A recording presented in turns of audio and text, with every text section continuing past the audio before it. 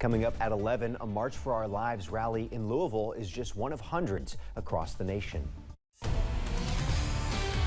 Dedicated to Eastern and Southern Kentucky, this is WYMT Mountain News Weekend Edition.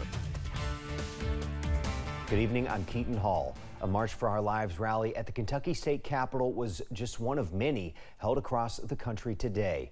Julia Sander was at the Capitol to speak to some people who are feeling the personal impacts of gun violence.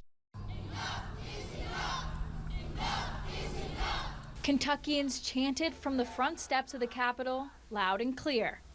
The rise of gun violence in the state is causing some activists to speak out.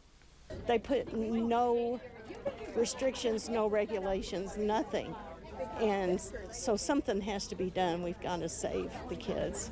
Posters and signs were held high as people listened to speakers' remarks on the recent tragedies that shook the nation and the community. One father, Jose Pagan, says he can't imagine that type of loss. To put your son on that bus that day and see them and then expect to come back to them and begin summer vacation and not. I can only imagine what that feels like. Those involved in the rally called on Kentucky lawmakers to make changes, including background checks and more limitations. Although some people are here to support the cause against gun violence, some of the people here were directly affected. Wantrese Proctor lost her son to gun violence in 2020. He was 17, he was a senior at Carter G Academy.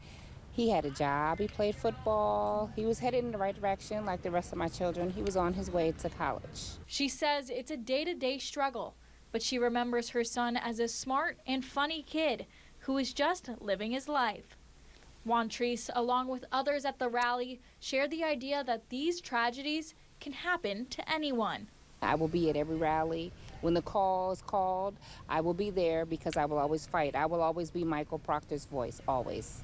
In Frankfort, Julia Sandor, WKYT. Organizations like Moms Demand Action in Kentucky and March for Our Lives hope to spread their message to stop gun violence at rallies like this one.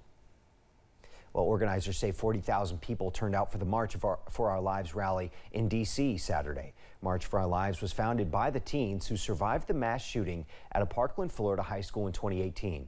The group also scheduled rallies in more than 400 U.S. cities Saturday, covering nearly all of the 50 U.S. states. Volunteers with Remote Area Medical, or RAM for short, are running a pop-up clinic in Hazard this weekend. RAM is a national nonprofit organization providing free dental, vision, and medical care in underserved or underinsured communities. In 2021, they held 30 clinics in 11 states, offering more than $7 million in services to patients from 40 of the 50 states.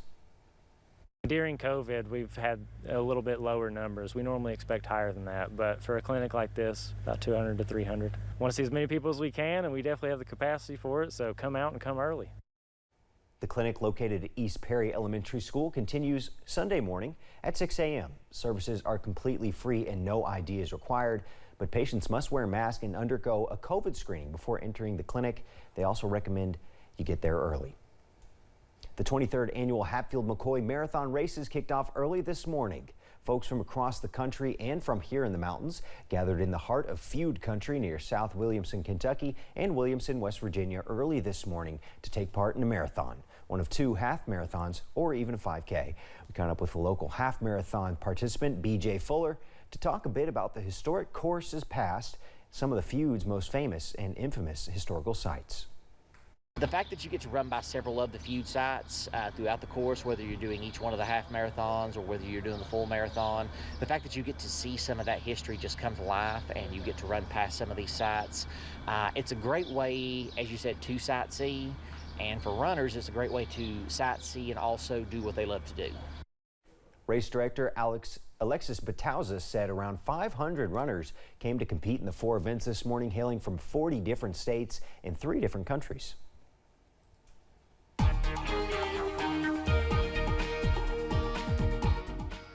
All is quiet across the mountains tonight, but we are watching out for some showers not too far away. Let's take a look over at I-64. All is quiet right now, but this is one location where we could see a few showers as we go into tonight. Temperatures in the middle and upper 60s to lower 70s in spots, 71 in Pikeville, 66 in Manchester, 68 in Somerset, and 67 over in London. We are quiet right now across the mountains. We are watching out for those showers not too far away. This is a look at the satellite and radar, and you see some showers now moving into portions of northern Kentucky and southern Ohio, and those will skirt across our northern counties, especially along and north of the Mountain Parkway. So we are watching out for a few of those showers into the overnight. Temperatures falling into the middle and lower 60s. Also watching out for a few areas of fog into the overnight. I have your complete forecast plus a big warm up on the way in just a little bit. Keaton. Thank you, Cameron. For years, Honor Flight Kentucky has been flying veterans from Lexington to D.C. to recognize them for their service. This weekend, they're changing things up to recognize women veterans. Grayson Passmore shows us how this flight and this group of veterans are making history. The more than 1,500 people filling Bluegrass Airport tonight experienced quite the range of emotion. They met the more than 130 veterans on the first all-female Honor Flight Kentucky with tears, laughter, hugs, and most importantly, with love. I guess as a female veteran, I've never felt this appreciated for my military service. So it just was very surprising and very emotional, and it really was. And it was also very wonderful to spend the day with all of the other female veterans and hear their stories. Navy veteran Davina Warner made history Saturday, but more important to Warner and the veterans returning from D.C. was the airport full of support.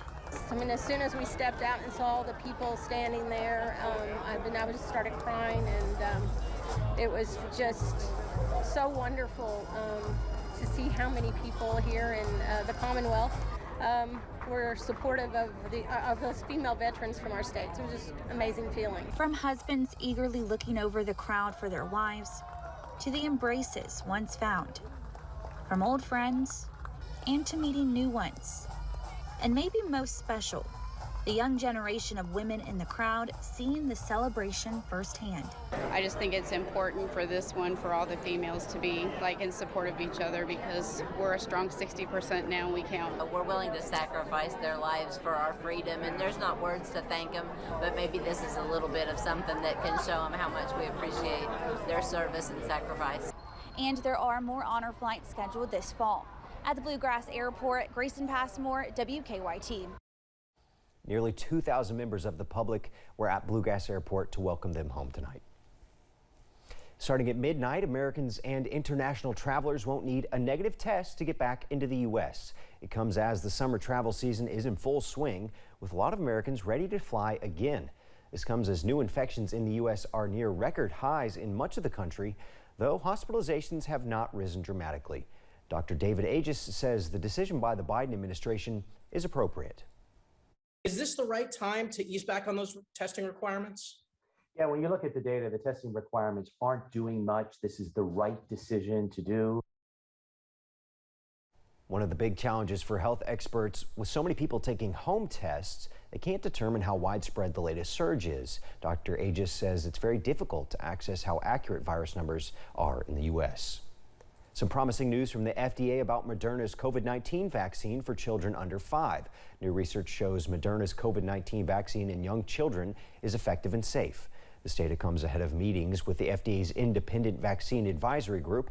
They're discussing if the vaccine should get emergency use authorization for 6 months old through 6 years old. It's estimated to be around 36% effective against symptomatic disease for 2 through 5-year-olds and 50% for 6 through 23 months.